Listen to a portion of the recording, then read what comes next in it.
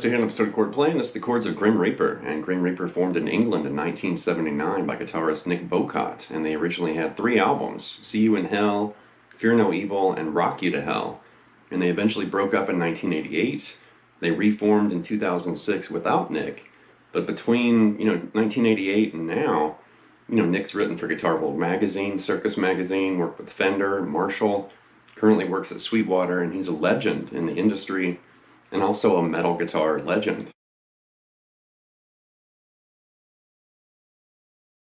So like I mentioned, Nick works at Sweetwater, and I actually covered Sweetwater's GearFest in 2018 and 2019, and Nick was my contact. He literally took me on a tour behind the scenes, behind all the locked doors and everything, and kind of showed me around, introduced me to a lot of people. I eventually met like the owner, Chuck, and it was just one of those experiences where I was a little nervous, and I went up there knowing that Nick was my contact, and I thought, okay, Grim Reaper and Marshall. And then when I got there and met him, I mean, he was so friendly and funny, and he had all these stories, and he's showing me around, and all these employees were coming up and asking him questions, and there was all this excitement in the air, and I thought, wow, he's kind of like the Sweetwater, celebrity. It's cool. There's quite a few, like notable musicians that work at Sweetwater. But he's showing me around, and then it all came back and hit me, and I thought, wait, Guitar World, oh my gosh, Dimebag, Kirk Hammett and Zakk Wylde, and all this, history and legacy. And when we ended up in his room, and he had all this memorabilia and, like toys and amps and guitars and all this stuff, where he was going to do a seminar or a clinic. And he had this white, Marshall head. And on one side it had Zakk Wylde's autograph, and on the other it had Dolores Rhodes. And at that moment, when I saw that, I just shrunk down to like mouse size. I was like, oh my gosh, I literally forgot, Nick's legacy, behind the scenes and in front of everybody too. Nick, literally is one of the nicest and funniest and just loaded with great stories. And he just has this big heart, you can tell. So it's not really Nick Bowcott from Grim Reaper. It's like Uncle Nick.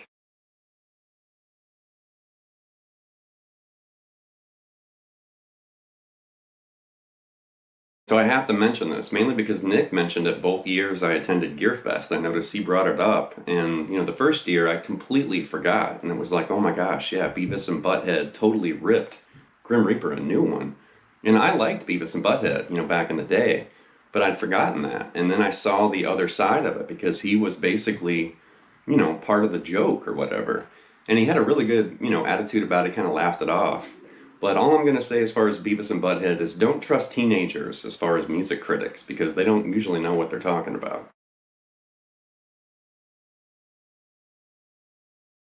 The music in this lesson is going to come from 2 of Grim Reaper's original 3 albums. We're going to look at some songs from See You in Hell and Rock You to Hell. And no offense to Fear No Evil, but See You in Hell is legendary. It definitely inspired and captivated a lot of metalheads, when it came out in 1984. And then Rock You to Hell, I honestly think, is one of Grim Reaper's strongest albums. The production's a little bit better, the guitar work and riffs is amazing, and the songs are really strong too. So anyway, here we go. With the opening, that's the title track from See You in Hell with the song See You in Hell, and it's something like this.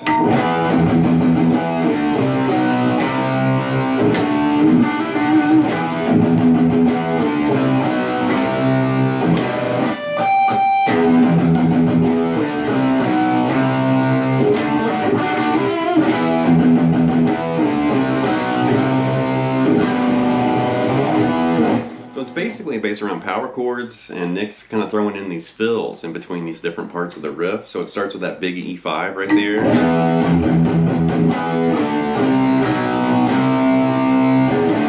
So you got that E5 to D5, C5, B5, C5 back to the D5. So you're kind of climbing down and then climbing back up again like that.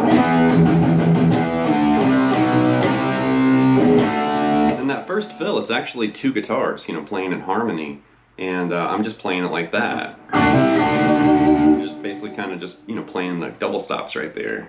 So one guitar is actually doing that, and the other one's doing this. And then harmonized, it kind of sounds like that. But whenever you harmonize, 2 guitars, it always sounds better than, just playing them as double stops like that. but I'm just kind of compensating, you know, without having another guitarist to play with. But that first pass right there,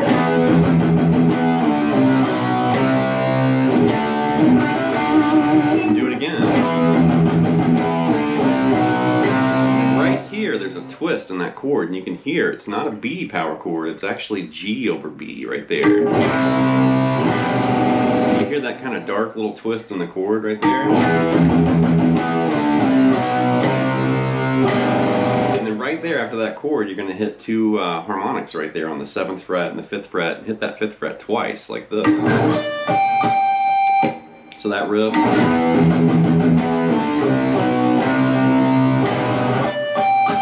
And do the first riff again, but you're going to change that little harmony guitar riff or fill at the end.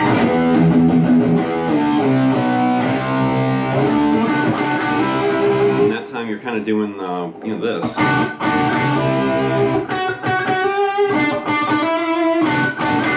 Right? Keep in mind that's two guitars in harmony. And then the last time,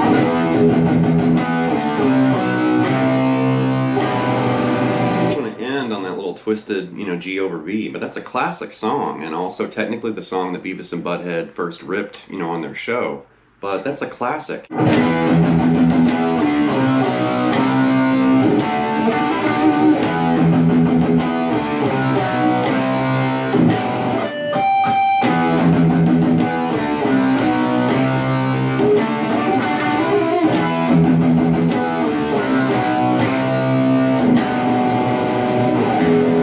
Next is Rock You to Hell, the title track from the album Rock You to Hell, and it's something like this.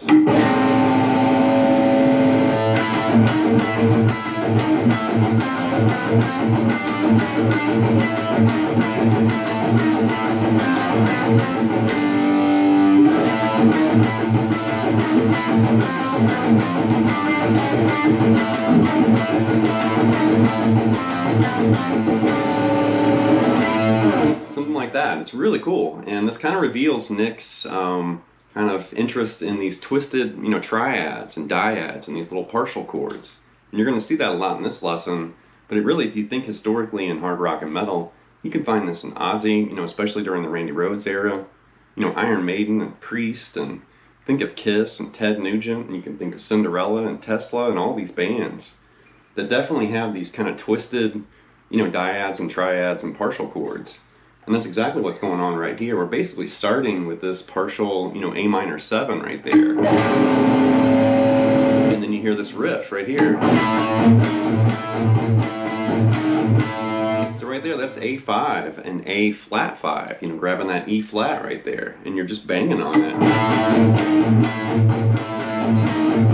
Right? Then you're going to move all the way down. It's going to feel like an F over A, like F5 over A.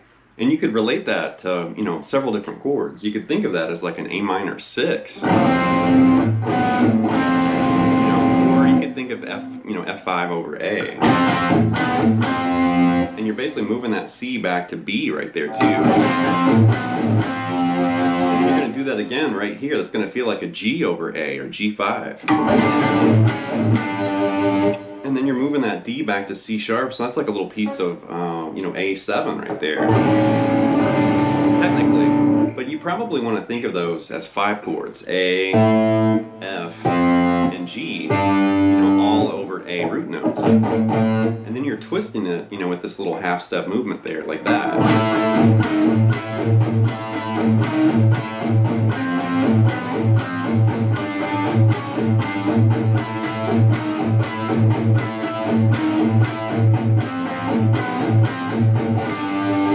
And I love riffs like that, really cool.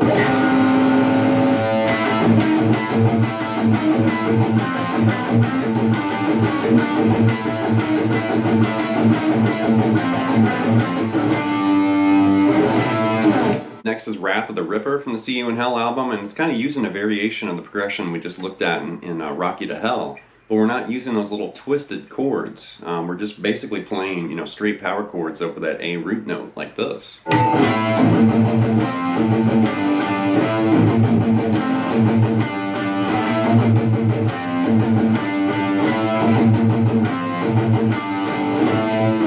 It's just hard driving, you know, hard hitting, and it's simple, you know, compared to what we just saw in See You in Hell. but or rock you to hell rather. But you know, it's kind of just showing you a simplified version of those you know, power chords that kind of work off that A, you know, root note like that. So you're basically playing A5, and then once again there's that F5 over A, and then G5 over A.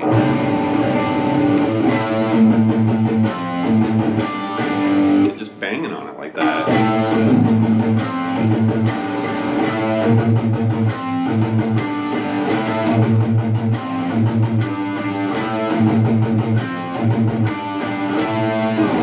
Next up is the song I Want More from the Rock You to Hell album, and we're still working with some of Nick's, you know, twisted triads and partial chords for this one. But it's really cool, something like this.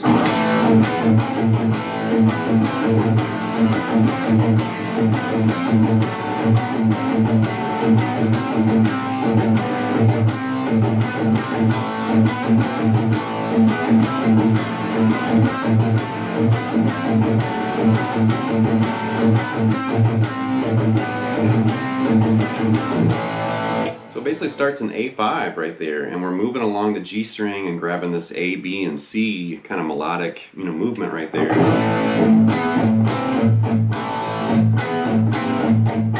So it's like an A5, that would be an implied like A sus2 partial chord, and then that's A minor right there when you reach that C note. So you're doing that. You're going to change this to A augmented. You're going to raise that fifth, and you're going to continue to mimic that A, B, and C on the G string like this.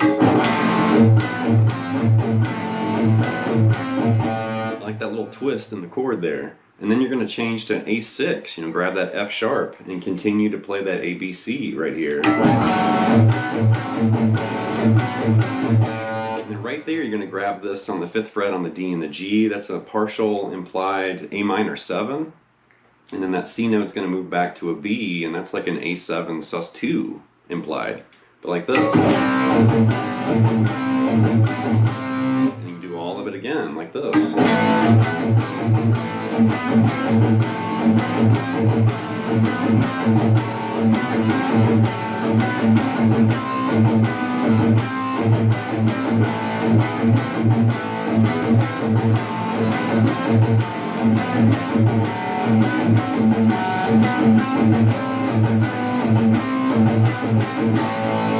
You have next to the song Night of the Vampire from Rock You to Hell, and this song totally kicks ass. It's like this.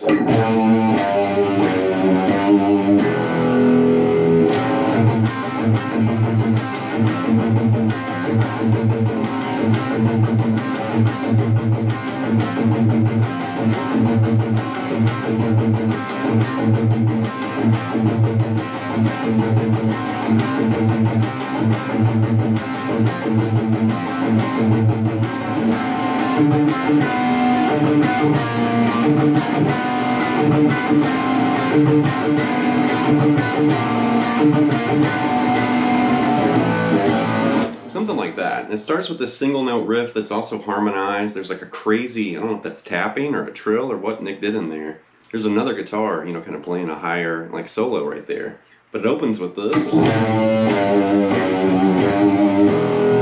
It's like the first, you know, lower guitar part. And then once again, we're twisting these triads and these little partial chords here. So it just rips right into this.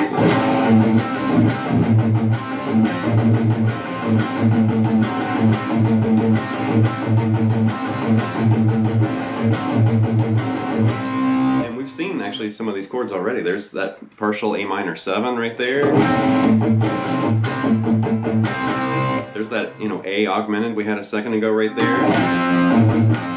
And then you're going to basically play this, it's a couple different things you could look at, I guess. It's like an A minor 6 right there, because you're playing that C and F sharp together, which there's your minor 3rd and your 6th. You know, really cool sound in that chord though.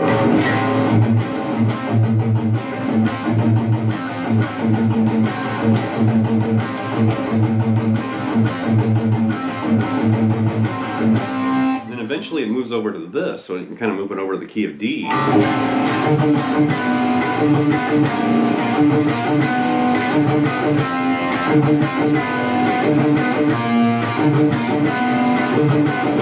Right. So basically that's, you know, a D minor 7 right there. Right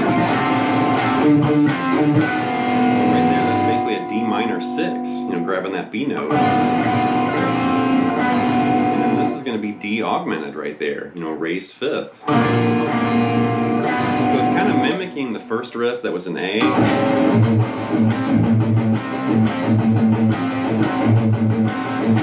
Just a little variation in D. The rhythm's a little different too, but it's kind of borrowing that same, you know, kind of chromatic movement. Almost like Batman or something right there.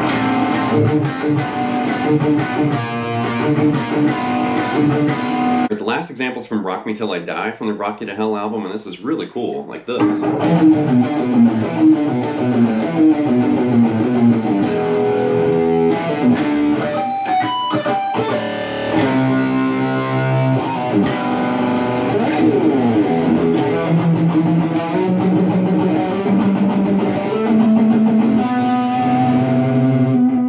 Something like that. And I also used the TC Electronic Ditto looper there to kind of help me at the end. There's this really interesting kind of harmony happening with the bass. This one starts with this kind of chromatic based, you know, workout right here. Right.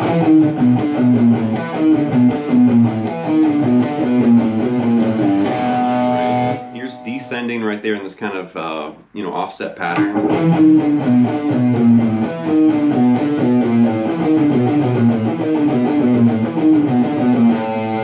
Time right there, just walk down the low E string, this B, B flat, A to G, into an E power chord right there.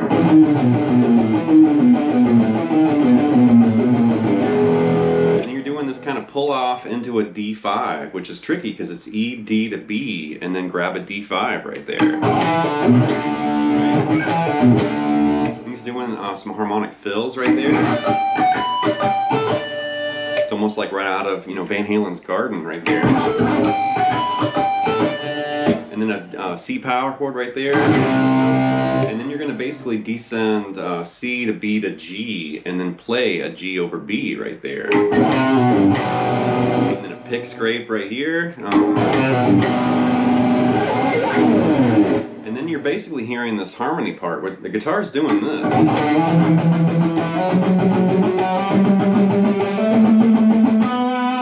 And I think at the very last note there's actually a harmony guitar right there.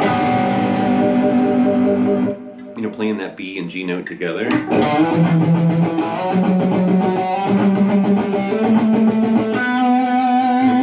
With the ditto looper, that's actually kind of mimicking the bass part, because the bass is moving down chromatically to the C note right there.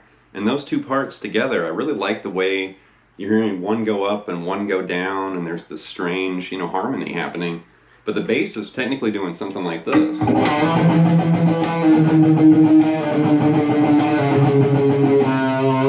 Which is what's going on here. And then together, it sounds really cool.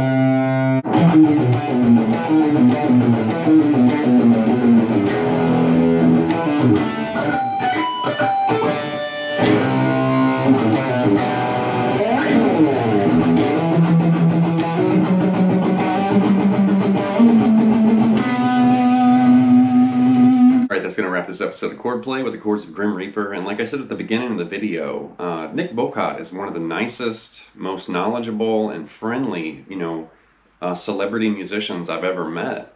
And it was just immediate. Like as soon as I met him, it was like we knew each other or something. And I was really relaxed, and I was initially nervous, where I thought, okay, I don't know if this guy is going to be an egomaniac or if he's going to be crazy or something.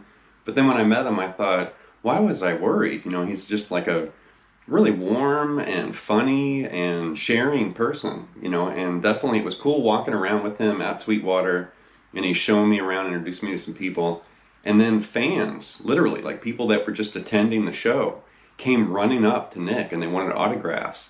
Of course, Nick is literally just decked out. I mean, he looked like he just fell out of the back of like Zakk Wylde's truck or something, you know. I mean, he had leather and had the whole thing going on, so he was a spectacle walking around. Because you could tell, like, he's a rock god or a metal god. But, you know, he had people coming up, and I was really impressed at one point. This guy ran up and handed Nick, you know, See You in Hell on cassette, and he wanted him to sign it. And it wasn't like a brand new cassette. It was old and faded and cracked and worn out. You could tell a very well-loved album on cassette. And Nick totally, you know, signed it up and shook the guy's hand and everything. The guy was on cloud nine. I could tell. He was just like so excited. So it was really cool to see that side of Grim Reaper, you know, where it was like, okay, all these years later, I think people just kind of forgot what Beavis and Butthead said. And if you listen to their music, it's actually damn good. So check it out. You know, it's Halloween. If you're looking for some different stuff to listen to, rock out to some Grim Reaper. You know, it's amazing stuff. So anyway, leave some feedback and comments. Please subscribe to Night Lessons, and I'll be back before you know with more content and material. Thank you.